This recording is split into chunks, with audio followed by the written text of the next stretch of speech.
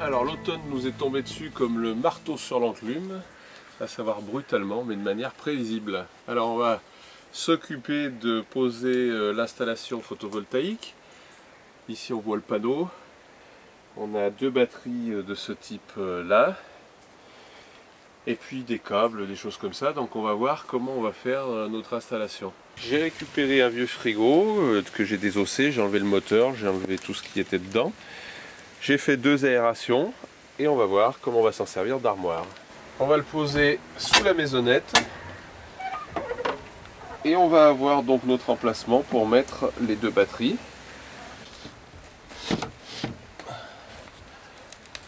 Voilà donc nos deux batteries montées en parallèle avec deux câbles qui vont permettre de les relier. On verra les spécifications de l'installation un peu plus tard. D'un côté, on a donc nos deux fiches à raccorder sur le panneau solaire, ce qu'on fera tout à l'heure. Et de l'autre côté, ce même câble qu'on vient de voir qui est raccordé au panneau solaire, on va venir le connecter sur le contrôleur de charge. Donc le contrôleur de charge, on va l'installer ici à côté. Mais avant, on va raccorder déjà dessus.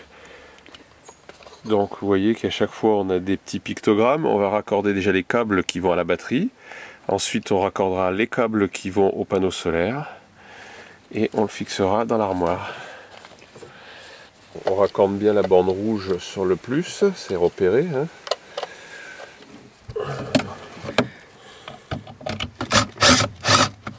Une fois que mon régulateur de charge donc est fixé, je vais raccorder à ma batterie le câble donc, qui va aller au contrôleur de charge. Mais d'abord, je vais mettre mes batteries en parallèle. Donc je mets ce câble et je mets en même temps le positif sur le positif. Il n'y a aucun danger à toucher la batterie. Ensuite on va refaire donc la même opération sur les bornes négatives, donc le montage en parallèle des deux batteries, et puis ce que vous pouvez faire, c'est pour le câble qui va au régulateur, c'est toucher une première fois, ça fait une petite étincelle, et ensuite vous pouvez toucher les deux bornes à la fois, vous voyez, il n'y a aucun risque. Et vous voyez, dès qu'on a raccordé le régulateur de charge aux batteries, on voit que le régulateur s'allume, ce qui veut dire donc qu'on a bien établi le contact. Alors il s'agit d'un panneau donc monocristallin de 260 watts. Qu'on va mettre ensuite sur un support. On a préparé un support, mais pour l'instant on va déjà le raccorder.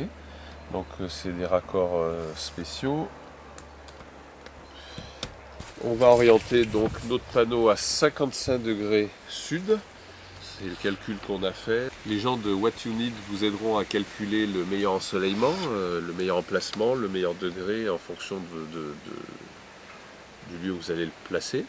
Une fois qu'on a raccordé, on voit que notre panneau solaire indique bien qu'on est en charge, puisque le voyant est allumé. On va pouvoir donc, à partir du régulateur, soit brancher un onduleur, soit brancher directement un éclairage en 12 volts.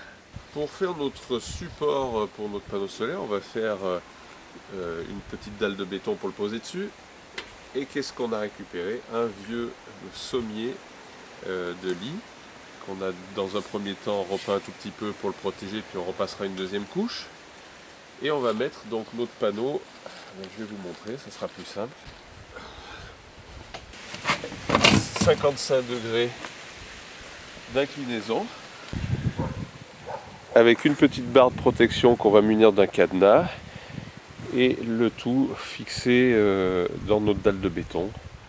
Voilà une astuce par exemple pour faire un support de panneau solaire qui soit pas très cher du tout.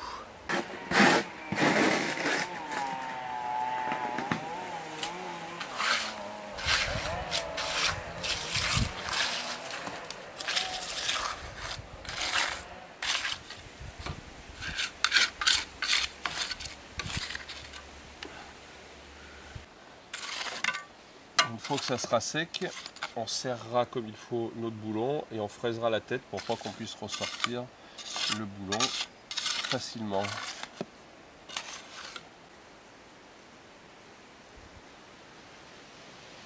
Continuons notre installation. une fois qu'on a posé notre régulateur de charge, on va avoir 2 circuits à faire partir d'ici.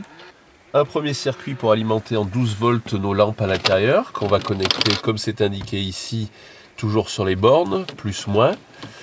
Et de ces mêmes bornes, on fera partir un câble qui va à l'onduleur et qui nous donnera du 230 volts à l'intérieur. Pour la suite, ça sera une installation traditionnelle. On ne va pas vous refaire une vidéo complète sur l'installation électrique. Dans notre placard de stockage des batteries, un petit contrôleur qui nous permet de savoir ce que donne comme production nos panneaux, sachant que lorsqu'on n'utilise pas l'installation, les panneaux ne produisent pas. Alors on peut changer ici pour avoir d'autres informations, comme par exemple le voltage de nos batteries qui est à 12,7, qu'on consomme 16 watts. Voilà, donc ce petit panneau de contrôle qui est bien pratique et qui va nous permettre de suivre ce qui se passe sur l'installation. Continuons à partager donc les moments sympathiques. On a vu après l'installation solaire qu'on allait attaquer l'électricité. Et si je fais ça, miracle, nous avons enfin l'électricité.